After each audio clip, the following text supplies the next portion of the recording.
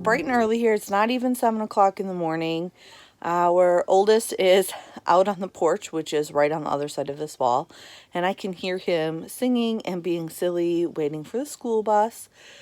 And then he's off to school, and our youngest has been up since 5:15 this morning. I don't know what's going on with him. He's on this really weird schedule, and I'm really hoping that this is just a phase. But for the last few weeks, he has been waking up at 5 o'clock in the morning, 5:30 in the morning. Very rarely is he in bed past 5:45. So like I said, I don't really know what's going on. A few weeks ago, he had RSV, and I think that maybe that disrupted his sleep cycle because he wasn't sleeping at night because it was really hard for him to sleep at night with all the coughing.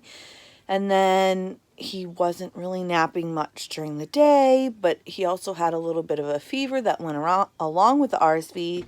So he just felt really crummy for about a week, maybe a week and a half. And ever since then, his sleep cycle has been really messed up.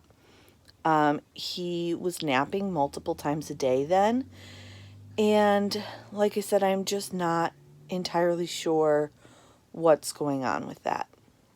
I'm really hoping that it corrects itself when we get into the time change, which I think is next weekend. So hopefully that will kind of help him reset his sleep schedule a little bit. I guess instead of waking up at 5:15 in the morning, it will become 6:15, which I'm okay with. I'm an early riser. I usually am awake myself around 5 in the morning, but that's usually just my time to watch a show, play a game on my phone, check social media, or just lay and do nothing, whatever I decide that I want to do. Anyway, so this video is just going to kind of be an update video. I had every intention around the holidays in December, which is when I made my last video. I started filming our new holiday traditions that we were starting, and things got really busy really quickly, and honestly, I just forgot to record everything that we were doing. And then some nights we were kind of doing things that weren't I guess super excited. They were things like reading Christmas stories, which I think I filmed that one. But not every night did we go out and do something fun. Some nights was just watching a Christmas movie with popcorn. So there's not really a lot to record there. But I did a really bad job of recording that. Also, we were kind of just enjoying our time with our foster kids gone and just being a unit of the four of us again.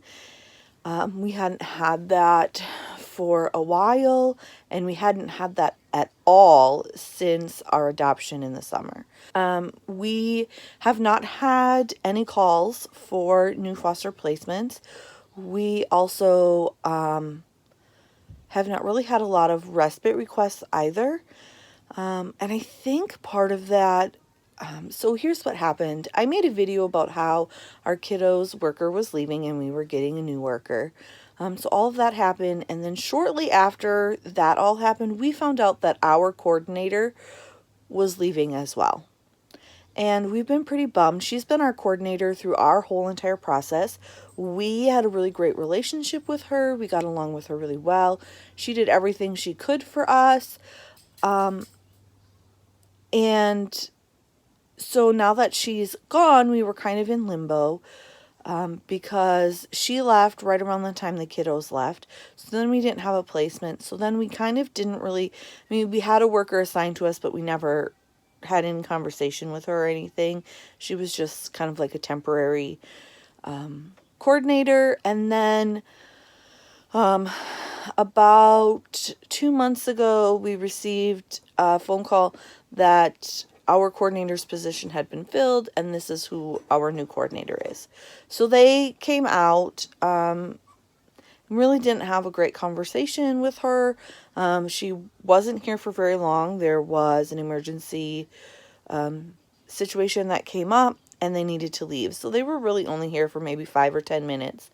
And so we really have not had any conversation with her. We haven't really had any time to get to know her.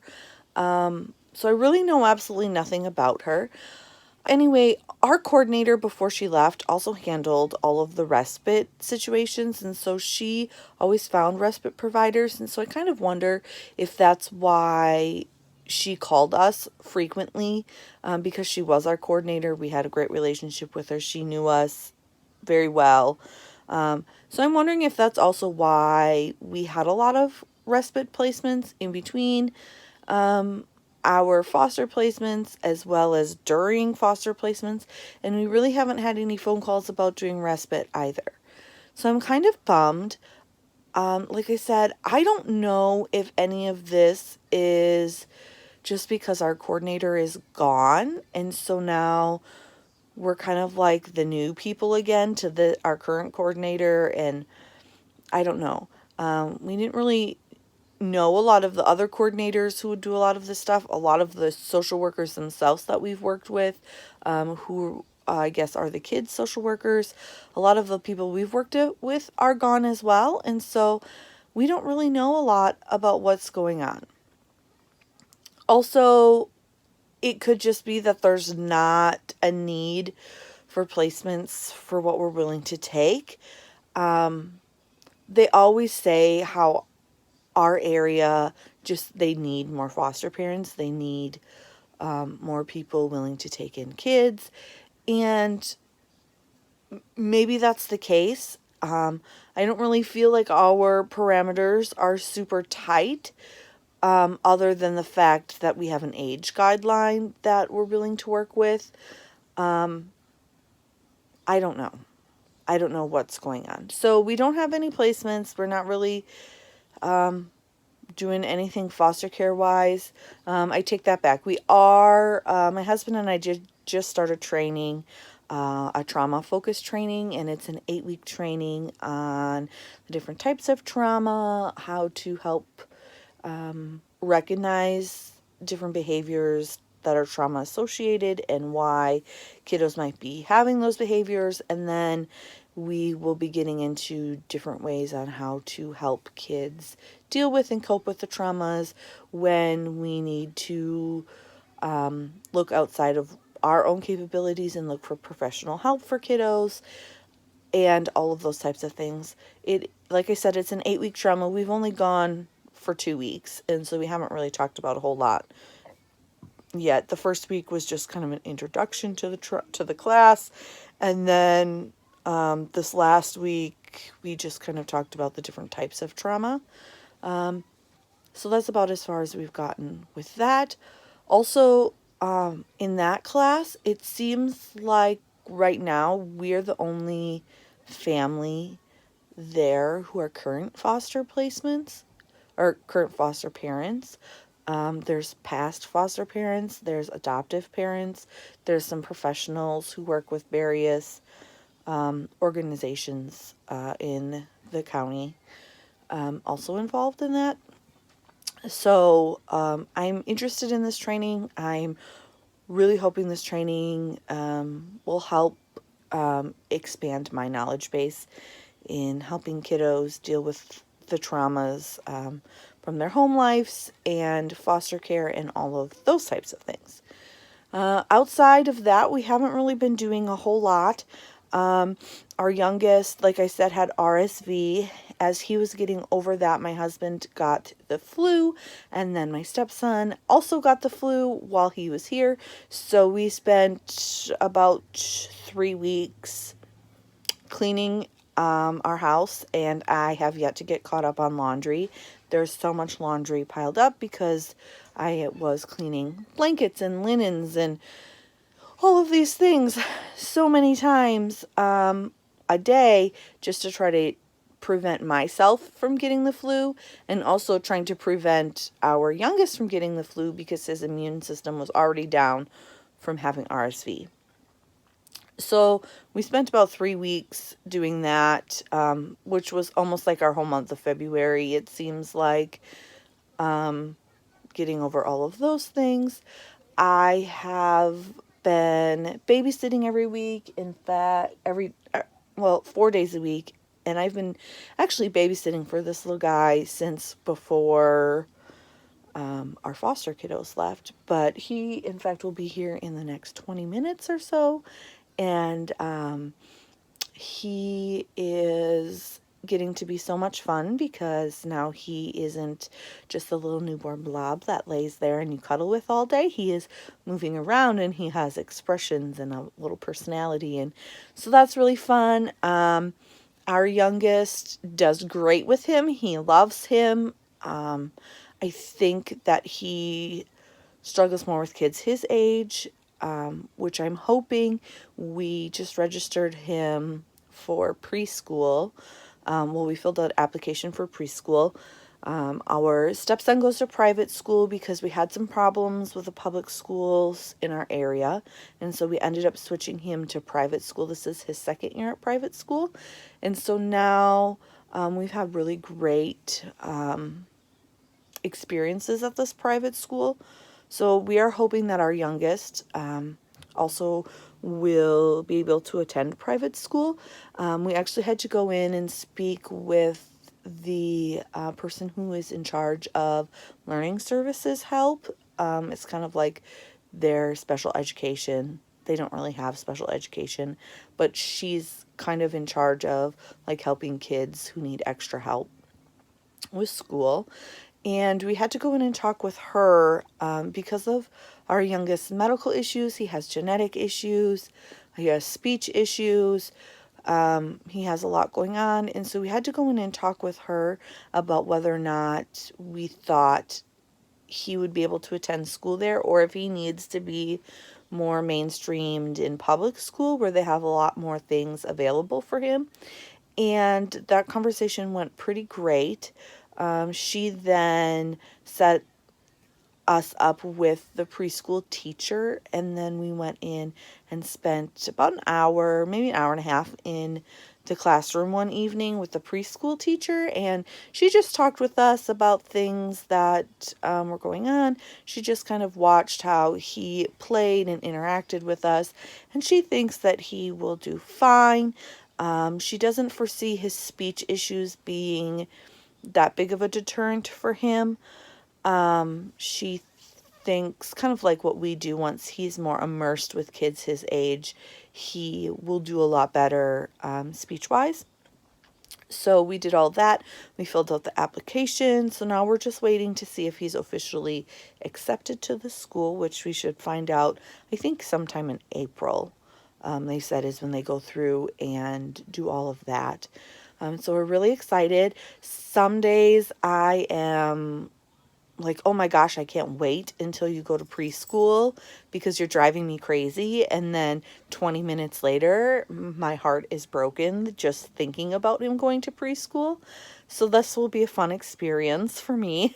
I think I might be a little sad at first, and then I probably will just get used to it. And then it'll just be the new norm. Other than that, we don't have a whole lot planned as far as things in the immediate future.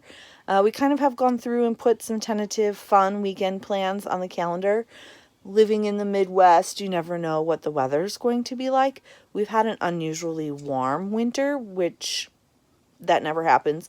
We only had maybe a total of 5 days, between 5 and 7 days of sub-zero temperatures, which again is very unusual for where we live.